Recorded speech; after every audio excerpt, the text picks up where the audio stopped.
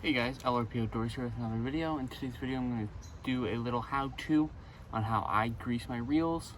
If you guys have any other tips or tricks, leave them in the comments below. This is just going to be a quick little rundown on what I do to keep my reels maintained from day to day. I usually do this about once every other trip. If it's a really crappy, windy, rainy day, I'll do it like after that trip. But for the most part, every other trip. So I'll show you how to do it on spinning and on bait casting. So for the most part, all my reels were already lubed. So these two are just my kind of crappy leftovers. So on this guy, for spinning, realistically, they're kind of easier to do than bait casting. They don't really have too much to them.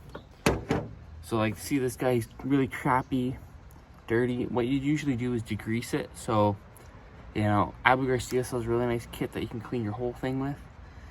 If not, you could always just use like a watered down solution. Clean it as good as you can.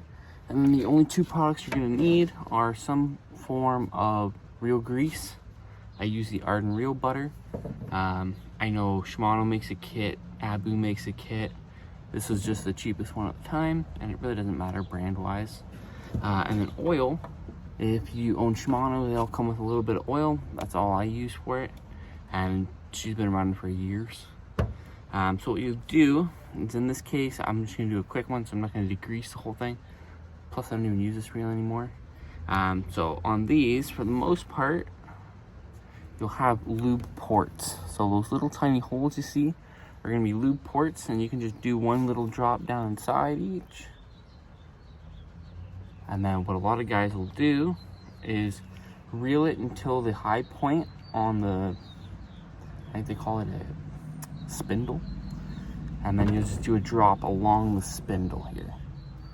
Do a little drop down there. And work her in. Now, on your higher end reels, you might want to take a little bit more care of it. Do it a little bit slower. For this one, we're going to do it quick. And then a lot of guys will do one drop in the actual handle here.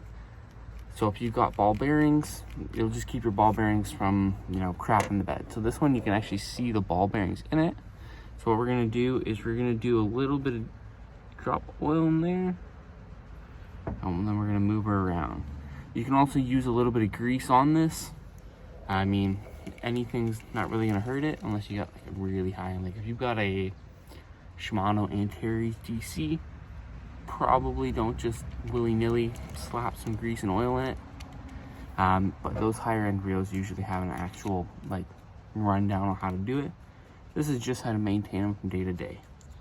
And then what you can also do is, if you've got a Shimano, send them in to the actual Shimano facility and they'll clean them for you. Send them back. I think it's like $65 charge. And that's all you got to do for spinning. Spinning's super easy. Like I said, you can do them every time if you want. Keep them nice and smooth. The other reel we're going to do is a bait caster. So bait casters are a little bit different. So for the worm gear here at the top, you can see here, what you're going to do is you're going to grab your reel grease. And you're just going to do a really small little drop. Like maybe the size of like an airsoft BB kind of thing. I'll show you where it goes for in a second. So right there in the worm gear, work her in.